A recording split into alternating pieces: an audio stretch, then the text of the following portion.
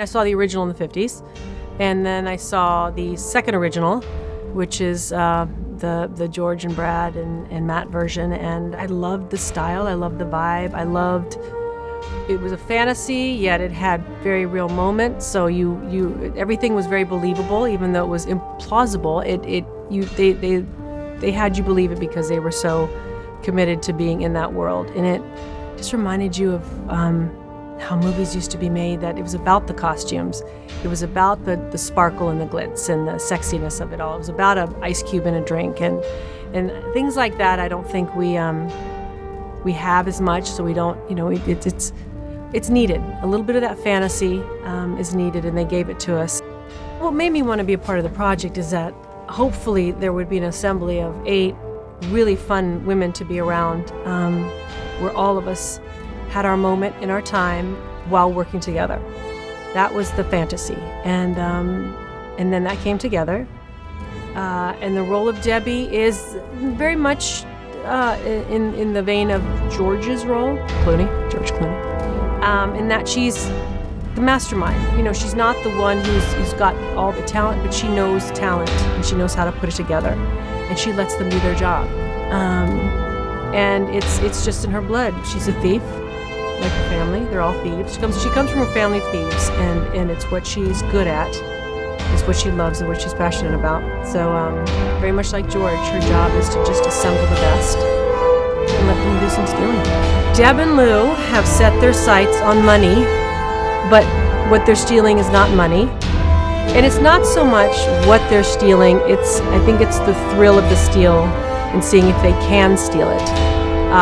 They intend to steal something that's very much in a public place, very much will be surrounded by hundreds of people, will be eyed by many cameras, is sitting on the beautiful bosom of a very public figure, and it's in the Metropolitan Museum of Art during the Met Ball.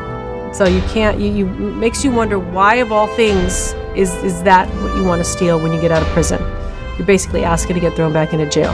The first person they get is Rose, who is a fashion designer whose fashions aren't up with the times, and she has a lot of investors. She's an incredible amount of debt, and so they've sort of pinpointed her as the person who would be most likely to be swayed into this criminal world because she is desperate enough. There was Constance, who's a brilliant pickpocket. Apparently there's a big turnover in pickpockets, so we had to go with some fresh and new talent. Then we have a great jeweler, Mindy Kaling, who is very familiar in the world of jewelry, cutting jewels, disassembling them, reassembling them. Then there is the fabulous, untethered Tammy, who is an old friend of mine and Kate's character. And she's a housewife now, very happy with her family in the suburbs, but you soon find out that she hasn't really stepped completely away from the criminal world. Rihanna is our computer mastermind, who helps us hack into all the systems that we need to sort of hack into. New York is an energy, is an actor on its own. New York is a character. There's an energy you can't describe. I always tell people, the minute you drive over the bridge, you see the skyline, there's a part of you that gets turned on. Whether you've been there or not, it's an energy, it's a battery. It ignites something in you, and just the unexpected keeps you on your toes. It has you have to navigate around things. The city doesn't stop for you when you film a movie. You just film around it. And there's a look, there's a fashion, there's an energy, there's a way of thinking, there's a navigating that just doesn't exist anywhere else.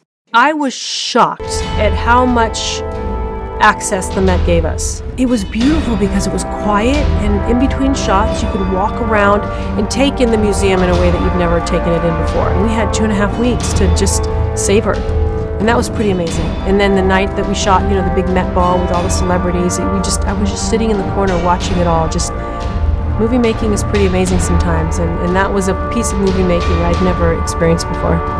This is a heist movie. Heist movies are always fun. How will they get the whatever they're stealing, and what antics will happen along the way. But to me, more importantly, this is about just the friendships along the way. To me, it's about their family. They're a family of thieves, but they're a family. Every actor that we had on set has their own unique gift and abilities and talent. And like Kate, the thing that I wanted people to see from Kate is how she's funny. Well, Kate has this innate cool that we all wish we had, but we just don't. Annie embodied Barbie. Annie was Barbie. She committed to Barbie. I don't think we've met Annie yet. I think we had Barbie on set the entire time. She committed to this character of Daphne Kluger. And it was so much fun to watch because she would walk into the room and she would have these mannerisms, do these things. And we literally were like, is that Annie or is that the Barbie talking?